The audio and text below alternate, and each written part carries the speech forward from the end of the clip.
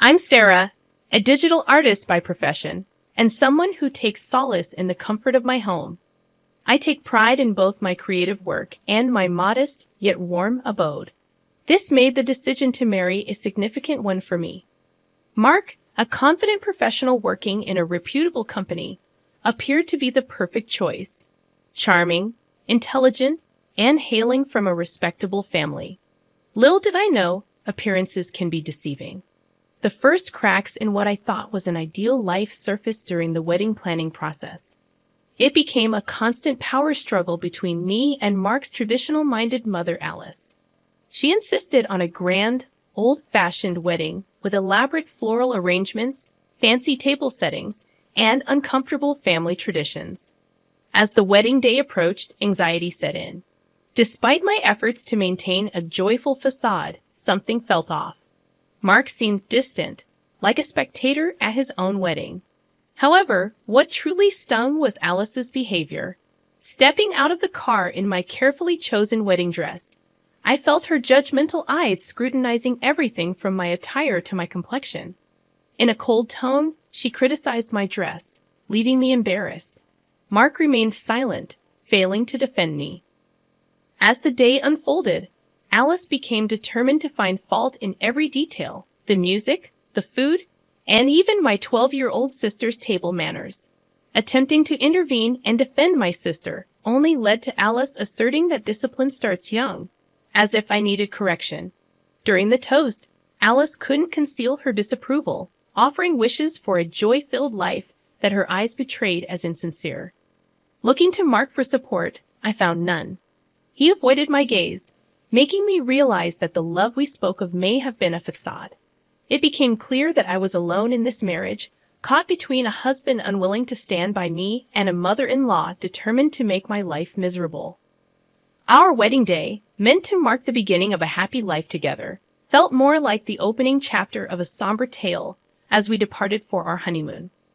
I clutched my bouquet tightly, using it as a makeshift shield, fully aware that more challenges lay ahead. The wedding, instead of being a joyous celebration, felt like a forewarning of the difficulties that awaited us. After a strangely quiet honeymoon, Mark and I moved into my house. Initially excited about the prospect of married life filled with love and happiness, my optimism waned when I realized that Alice, Mark's mother, considered my home a territory she needed to control. Within a few weeks of our marriage, Alice started making unannounced visits, asserting herself as if she owned the place. Each visit was rife with criticism and passive-aggressive comments, turning my once peaceful home into a battleground. One evening, I eagerly prepared dinner using a new recipe I had found online, hoping to share it with Mark. However, when Alice saw it, she wrinkled her nose and insulted my cooking skills. Despite my attempts to explain, she mocked me, and to my dismay, Mark sided with her.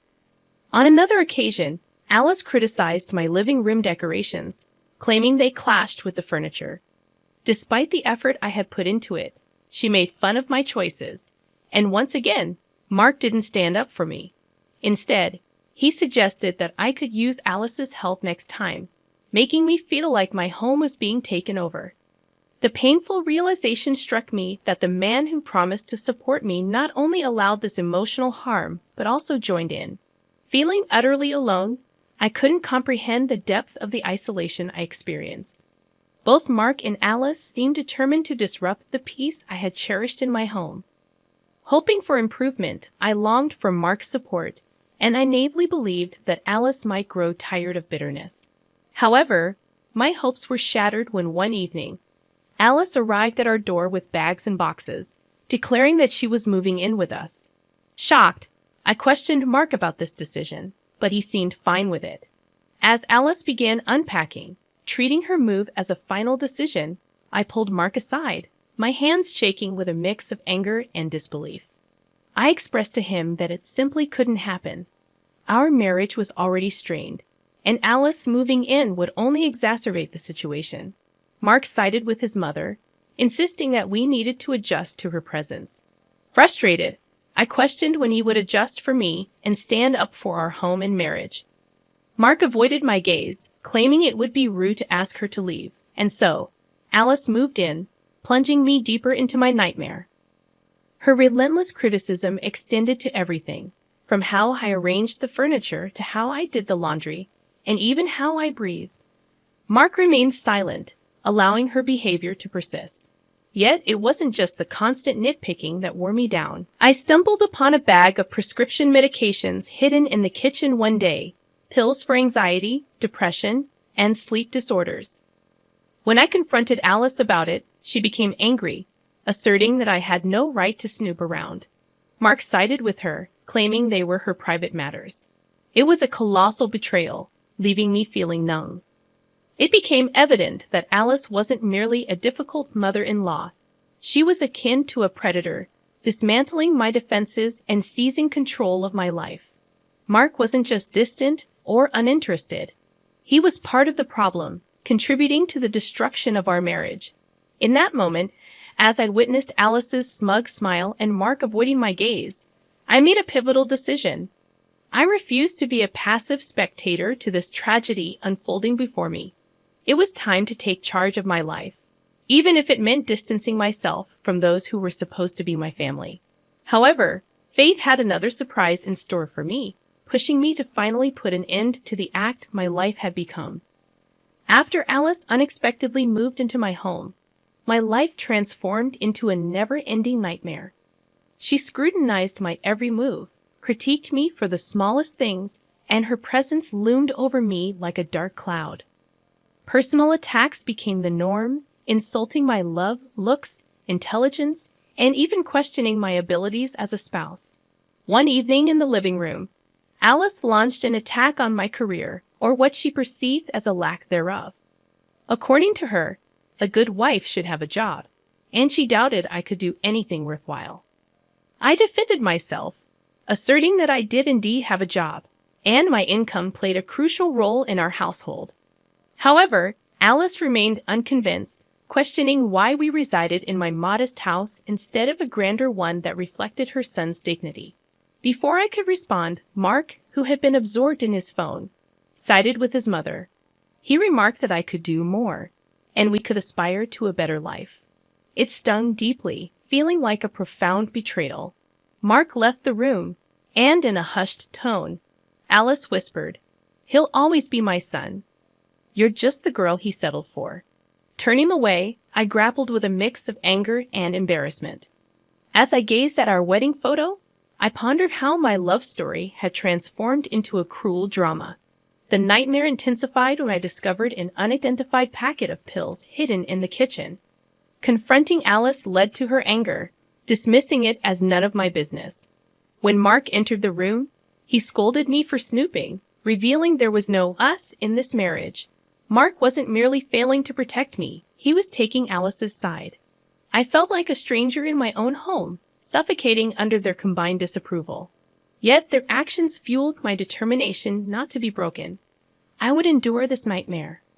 Then, an unexpected opportunity arose. Mark's friend Jake invited us to a party, and despite my reservations, I was coerced into attending. The request felt more like an order, and we found ourselves at Jake's lavish house. The party offered a stark contrast to the tense atmosphere at home, providing a temporary escape from Alice's grip and the strained relationship with Mark. Laughter filled the air, music played, and for a brief moment, I could almost forget the daily battles and criticisms. As the evening unfolded, I found myself conversing with Jake, Mark's friend, and the host of the party. Jake's friendly and approachable demeanor sharply contrasted with Alice's cold judgment. We discussed various topics, and engaging in a conversation free from criticisms and insults felt refreshing. Jake suggested a party game, a welcome change from the toxic atmosphere at home, and I hesitantly agreed. During the game, I shared a story from the early days of our marriage, highlighting the challenges and lessons we had learned. The room echoed with laughter as I recounted some of the humorous mishaps we had experienced.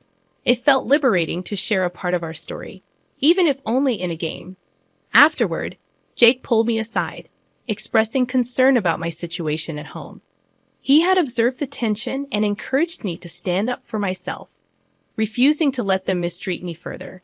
His words were a glimmer of hope in the darkness that had enveloped me for so long. Over the next few weeks, as I pondered my life and the choices I had made, I came to the realization that I deserved better than the constant emotional abuse and the suffocating feeling of being trapped in my own home.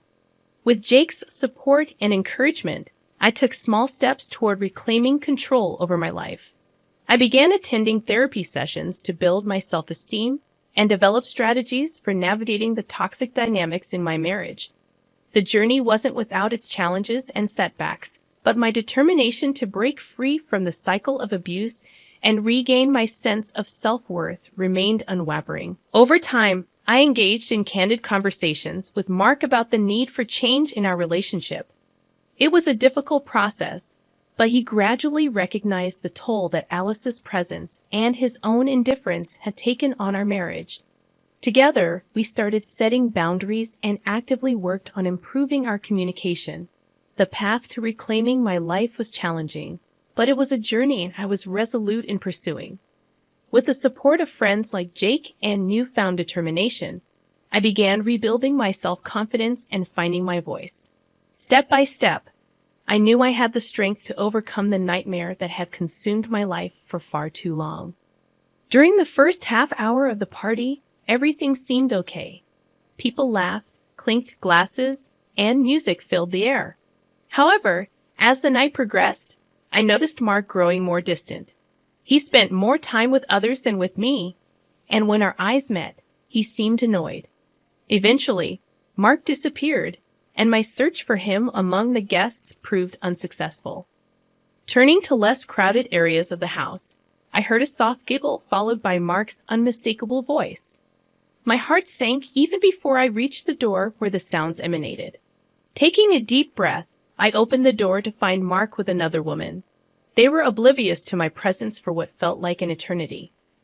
When they finally noticed, Mark's face displayed annoyance rather than guilt or regret. He snapped at me, questioning my apparent lack of courtesy in knocking. Unable to contain my anger, I retorted, "Knocking? Are you serious? What are you doing, Mark?" Trembling not with sadness but fiery rage, I witnessed his face turn red, a mix of embarrassment and anger. He suggested we discuss it at home, but I was done talking.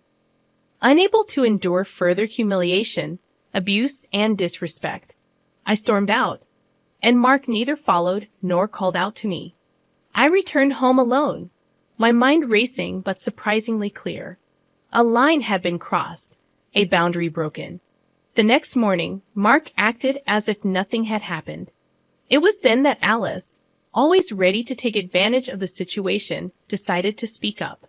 She criticized me for embarrassing myself and Mark. That was the last straw. I couldn't take it anymore. Embarrassment. You have the audacity to talk to me about embarrassment after everything you and your son have done. I shot back at her, fueled by months of anger and frustration. Alice threatened to call the police, but I didn't back down. "Go ahead," I said as I dialed my own number into the phone. "They might be interested in the package in the kitchen cupboard." Mark looked puzzled, then alarmed. But before he could say anything, the doorbell rang. As I opened the door for the police officers, a strange calm washed over me. It was as if all the chaos and pain had led to this moment of clarity. My nightmare was about to end, and theirs was about to begin. The police officers were professional but puzzled. They said they received a call about a disturbance, and I confirmed it, leading them to the kitchen cupboard. Inside, I showed them the packet of pills. Mark panicked and asked his mother what she had done. The officers turned to Alice. "Ma'am, you'll need to come with us," one of them said. Alice stammered, saying the pills weren't hers, but the officer insisted she come. She shot me a look filled with rage as they took her away in handcuffs. I looked at Mark, who appeared to be on the verge of falling apart. "Is this what you wanted, Sarah? To break up this family?" he asked. I couldn't believe it. "Destroy this family?" I repeated, surprised. "Mark, you and your mom ruined this family long before today. You cheated on me, belittled me, and let your mom mistreat me in my own home. The damage was your doing, not mine." He stared at me, his eyes narrowing. So what now? Do you want a divorce? He asked. I replied firmly, for the first time, Mark, it's not about what you or your mom want. It's about what I deserve, and yes, I deserve better than this fake marriage. Within weeks, we started divorce proceedings. It wasn't easy, but it was necessary. During the trial, both Mark and Alice faced consequences. Mark was revealed as someone who enabled his mom's behavior, and Alice received a 5-year prison sentence for having illegal substances. Sitting in the courtroom, I felt a mix of emotions. Victory, yes, but also a deep sadness for what our family could have been. Mark avoided my gaze, and I realized the man I had married was a stranger. But I was finally free. Leaving the courtroom, I walked into the sunlight and understood that this was not just an ending but also a new beginning. In the years that followed, I focused on rediscovering myself and healing. Though the scars remained, they reminded me of my own strength, resilience, and self-worth. The nightmare was over, and the lessons I learned would stay with me for life. I had faced the worst and survived, emerging as a woman who would never again settle for anything less than what she deserved.